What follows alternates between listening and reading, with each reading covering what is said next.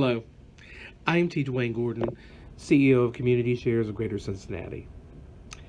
A few days ago, I read a story a friend from high school shared on social media from Corrie ten Boom's memoir.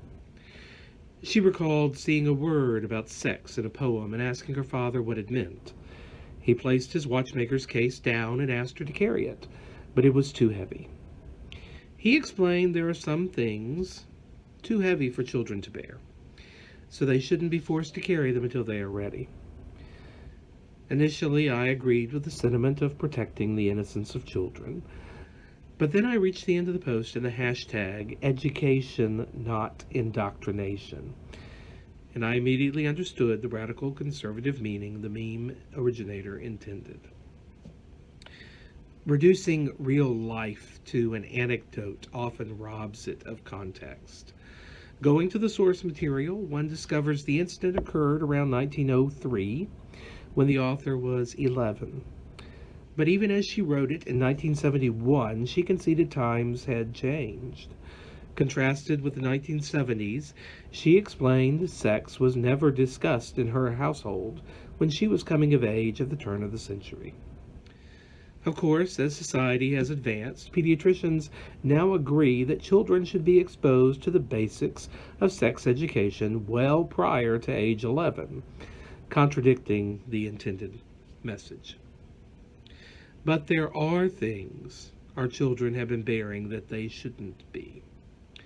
For a generation, our children have endured active school shooter drills and routinely died at the hands of people who shouldn't have access to guns, solely because some value the sanctity of the Second Amendment more than they do the lives of their children and refuse calls for common sense gun control. It is a burden our children shouldn't bear. For 2 generations, our daughters have seen their bodily autonomy chipped away, piece by piece, as reproductive freedom is attacked in a crusade to eliminate the right to choose, while at the same time reducing any social safety net to provide for those children born in places where these restrictions have actively prevented patients from obtaining reproductive health care when needed. And now Ohio has introduced the single most oppressive proposed ban in the nation, taking Texas's bounty idea to pay vigilantes to sue anyone associated with a woman obtaining reproductive care, but eliminating Texas's 6-week window when procedures are legal. It is a burden our children shouldn't bear.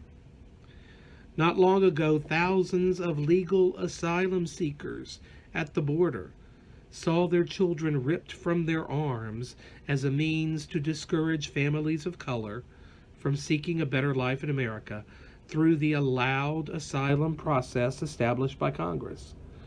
When my own son, then about 6, heard a report of this on the radio, he went into hysterics, and I had to convince him that the President of the United States was not going to kidnap him from his loving parents. This was a real fear made rational for many children through the illegal and inhumane actions of our quote-unquote leaders. And it is a burden our children should not bear. African American children all over this country must sit down for the talk during their innocent youth. Young faces of color see video after video of abuse against people who look like them, perpetrated by those who are supposed to protect society, often resulting in public outcry, but little accountability for police brutality. It is a burden our children shouldn't bear. In recent months, schools have been attacked by parents and activists challenging the teaching of accurate historical facts under the right's latest boogeyman buzzword of critical race theory. School board members have been threatened over trying to ensure teachers and students may safely attend school in a pandemic. And administrators have shut down school plays at the last minute because one character is insinuated as possibly not heterosexual. One area conservative activist recently warned, whenever a superintendent mentions professional development, That's code word for critical race theory. Fear of history, fear of science, and fear of inclusivity all harm our children by making them ignorant of facts, endangering their health, and closing off the diverse world around them. These are burdens our children shouldn't bear. We've seen our legislature continue its attacks on some of our community's most vulnerable, our trans youths, attempting to outlaw their vital, basic, life-saving medical care as if they could legislate them out of existence. It is a burden our children shouldn't bear.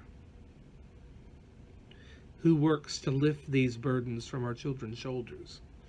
The leaders of the wonderful social justice charities that comprise Community Shares are on the front lines of these battles, fighting for these children and for marginalized adults also impacted by an unjust society. As we enter this holiday season, we are so very thankful for every one of the stakeholders who make Community Shares a force for good. We appreciate our staff so dedicated to this work. We appreciate our volunteer board and committee members giving of their time, talent, and treasure. We appreciate our member charities who are on the ground creating a more just, equitable, and healthy tri-state. We appreciate our workplace campaign partners raising funds for our member charities. Above all, we appreciate our donors, you who support our work and make everything possible that we accomplish. We cannot fight a single fight in this war for the soul of our community without your help. You make everything possible, and we thank you.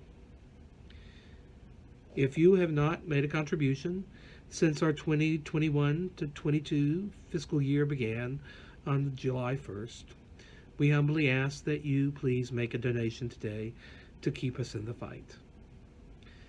If you've already contributed, we thank you, and we ask that you consider a special holiday token of support.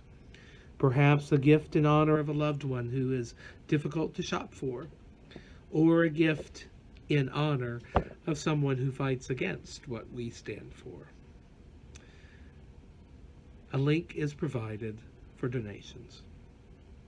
With thankfulness and with best wishes for holiday blessings, I'm Duane Gordon, CEO of Community Shares.